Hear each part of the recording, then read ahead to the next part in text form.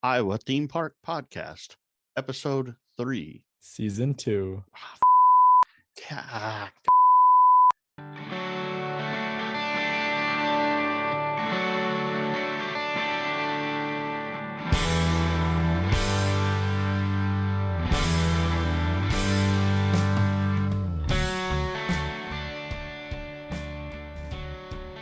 Off to a fantastic start. Hello, everybody. Welcome to the Iowa Theme Park Podcast. I'm Jack Salisbury. I'm here with my co-hosts, Nick McMahon and Connor. I'm still here, guys. No, we just can't get rid of you. yeah, this is Season 2, Episode 3, right? Yeah, that'd be it. Or Season 3, Episode 2, depending on how we do this. All right, let's not confuse the folks. Connor, what are we talking about today? Today we are talking about the new additions to Adventureland Park next year, Flying Viking and Draken Falls. Nice. Yeah, they've got some good progress being made. We were at the, Jack and I were at the press release event when they announced it. They were so kind to invite us to the media event. We got footage on our YouTube channel. We went live on Facebook, but specs of the ride. Let's talk about that. I think it's like off the dome. It's like 49 feet tall. Flying Viking is. It's like 49 feet tall. It's I got the exact stats right here, Jack. Flying Viking based off of Tony's Express in New York, same make and model, 49.9 feet in height, top speed of 26 miles an hour. I was off by 3 miles. In a length of 1,312.3 feet. I would have gotten that. So that's the Zamperla Junior Coaster. Correct. So one of the nice things about this is we're going to be looking at the only coaster in Adventureland's lineup that has a 36-inch height requirement. Yep, it is a hard 36 and then a soft 48. Well, Underground doesn't have a height requirement technically. I mean, 42 inches unaccompanied, but nothing if you're accompanied. I mean, there's arguments on whether or not people consider that a roller coaster. I personally do. Because it is. Listed in our CDB. It's a CCI, so it's a roller coaster, but some people don't consider it that way. So I would But agree. that's for In a another day. technical term, it's for all legal and technical terms, we're going to call it a coaster. But this is debatable, but the junior coaster is going to be more of a first coaster. We'll call it a thrill ride for the kids. Yeah. You know, a stepping stone, if you will, for kids to really experience their first coaster. No longer will kids be like me, where your first roller coaster was just, we're going to Tornado. Now you're going to actually have a stepping stone ride right there. Yeah, and Adventureland has needed that level of coaster for so long. I think they kind of backed into it with getting Phoenix. But that's even above Flying Viking. And really, I think Flying Viking is going to fit in perfectly. And part of it is also just the appearance of the ride. I think if they really want kids to ride it and it to like appeal more to the kids, how they present it will be important. Yeah. And this really looks like Adventureland's first big splash. Is there a pun? Is that intended? I guess. Nick? First big splash into actually having somewhat of a theme going on. They did announce and tout how they're planning on some immersive theming with this. So immersive in quotation. Yeah. How immersive can Adventure? I mean, for Outlaw, they built an entire western town. So yeah, and for Dragon Slayer, they built half of a castle. Yes, and it just makes you wonder: are they trying to go more theme related than just, especially with like all the new rides added? Are they trying to start a theme, or are they just trying to slap a bunch of rides in? What out of all of the new rides, none of them are themed really. The names sort of match the area they're in, like Revolution, or Rock and Rainbow, I guess. Maybe you could say Circus Balloons was near where the circus was, but I wouldn't really say I those mean- small flats really needed themes, though. They're just small flats you put in, and that's what they are. Well, yeah, so it's hard to know how much theming they're gonna put in. Obviously, it looks like it's gonna be very, very well. But just themed. remember, Jack, that Um, a lot of the 9 new rides that were put in were planned by the previous operators of the park. And just remember, you look at the first one that comes to mind is like the little frog hopper. Can't think what it's called right off the top of my head. Leapfrogs? Leapfrogs. Okay, so leapfrogs. Lost Island has one of those. They call it what? Oh wow, who frog hoppers or something like that.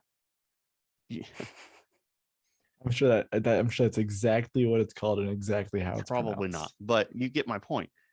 It could be easily rethemed if they wanted to. Am I wrong? Well, yeah, but I mean, going back to the previous owners thing, I I mean, Palace isn't known for their theming at all, so I don't know how much of a hand that they're gonna have in it. I mean, all of the theming that I saw that I've seen at other Palace parks comes from an NFL team.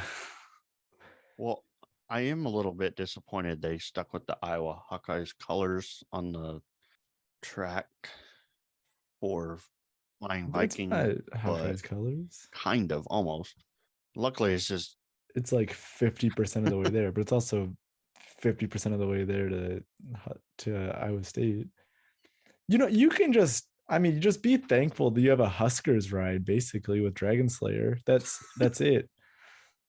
It'll flip you around just like the Cornhuskers will with their season. And leave you really wishing there was a little bit extra on the end. yeah.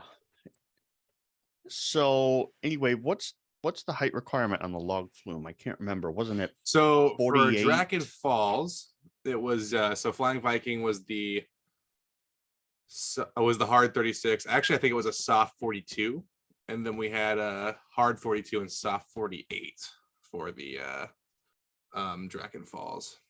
I have to double check me on that one, but if I remember my info right, I believe that's what it was. Okay. And that had speeds of 42 miles an hour, if I remember right. Yeah, 46 sounds right.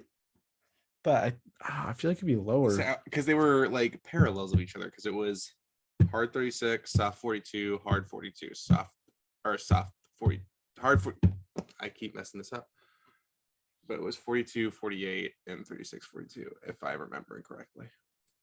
So, kind of thinking back about things on our fan page, Adventureland Fans Iowa. I'm looking back in January. Jack posted a poll, and the question was, because in a previous episode we talked about what we preferred more, the log ride where it was or Monster, and a surprising 59% of people actually preferred the Monster preferred the log ride over the Monster.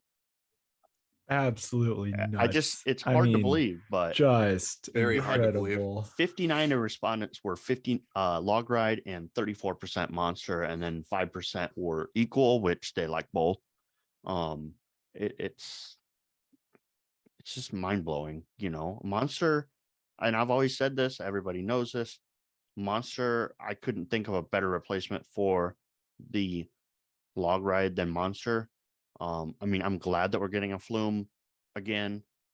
It eats people on a hot day, but it's a real surprise. So I think everybody's really going to be happy that we're getting a flume back, because the people said they want the flume. It's also nice. Talking about looking at the future of the park and how it's like how the layout is expanding, kind of.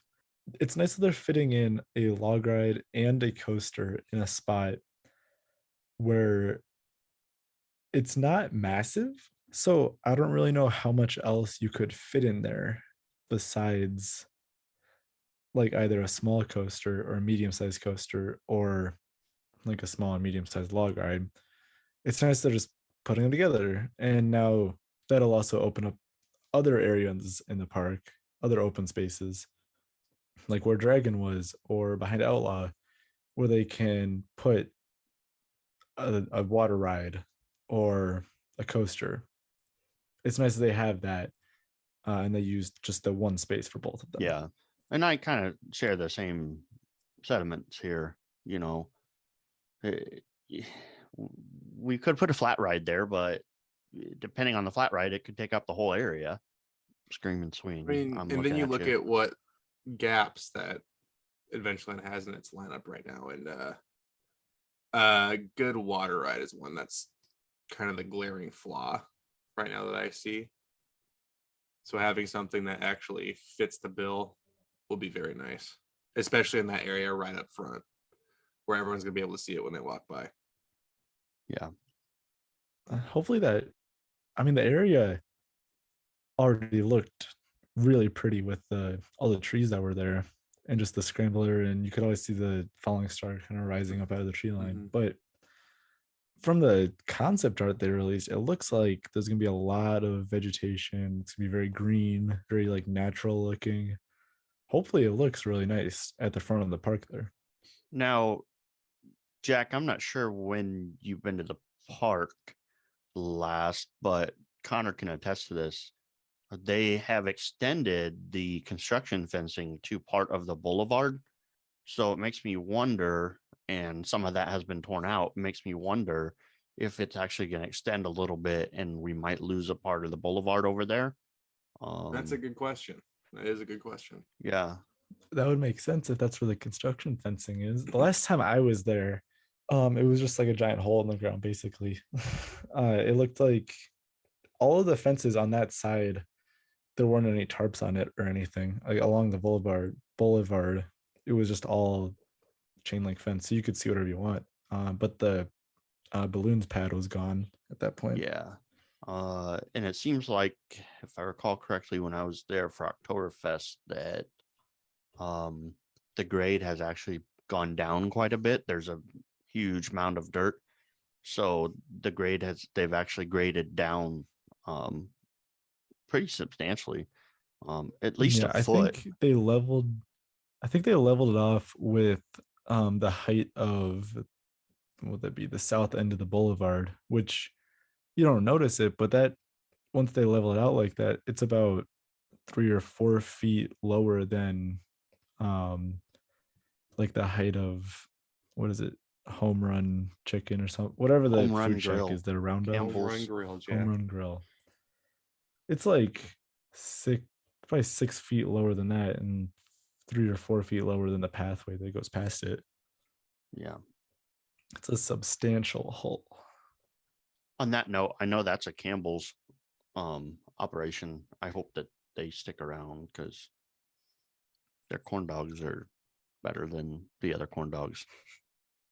Sorry to get off subject, but Unbelievable. do we have any real technical specs? Like, I wonder how many trains that will run. Two trains. Is Tony's Express open? I know the coaster is, but is the log ride yet? I don't believe so. Be nuts if we open up ours before they get theirs open. I don't think it's going to happen, but Bill Lentz at the announcement mentioned that he was hoping to have it. I think it was at the announcement. It might have been at the ERT. So yeah, it event. was ERT. I did ask Bill what the plan, if the planned opening, and he said they have every intention of having it open on opening day. That, man, that's pretty bold.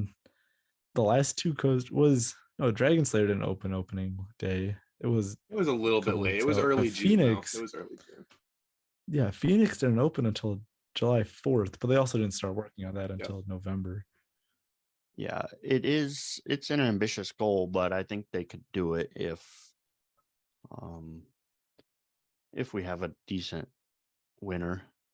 They get concrete poured in time, which could be, this month. They could get footings and stuff poured, and then it's really mostly, putting the pieces together. It'll be fun to watch it go up. It's annoying that it's not near the road so you can't really see anything from the outside. One thing that always gets me excited though is you always like get ready and you can see the track lined up in the parking lot. That's one of my favorite things to see. I Yeah. remember seeing that with the Monster. I remember seeing that with the Phoenix. Or yeah, have the track lined up along Tornado and you just slowly see it disappear as it goes Yep. up. I wonder if it'll be tall enough where you can see it over the tree line, because Phoenix is just tall enough. How tall is Phoenix? 50 feet tall, the Phoenix It's only is. gonna be about the same height, so you should be able to see it. Yeah, so yeah, you should be able to see probably the peak. And I wonder if they're gonna do something similar to what Tony's Express has, the like steeple on top. I'm gonna be honest. I hope not. I don't like it when parks do that. I was trying to think about the possibility that I'm working to arrange the possibility of a mid-season construction tour. So Mid off season construction tour, mid actually. off-season construction tour. So everybody, make sure you follow us closely. Make sure you're following us on YouTube, because that's where it would be posted if we get to be able to do that. It's something that I'm shooting for, working the logistics out, so that way everybody, we can see what's going We're on. gonna take winter chill out from Cedar Point. At least attempt to, That, I mean, which would be cool. I guess I don't know what Palace has planned, but I do recall about a year ago, on the fans page, Michael Krantz was getting up to some teasing, and he mentioned that there was something coming, and somebody posted they posted something along the lines of, is it gonna be like Halloween or scary? And he was like, no, I'm thinking more Christmassy or something like that. I do remember was that. like- Now that you bring that up, I do Yeah, it remember was that. like teasing a Christmas event. Maybe a Winterfest type deal. I don't want to steal the name from Cedar Fair, because that's what they call it, but Winter Palooza. What's the Six Flags version? Because Cedar Fair is Winterfest. Eventually could call Holiday it in the like Park. That's the Six Flags version. Santa's I don't know. Santa's Revenge. I was trying to think of something like Phantom Fall Fest with alliteration, but I can't think of anything that would alliterate with Santa. Scary Santa. Santa's Slammin' Festival.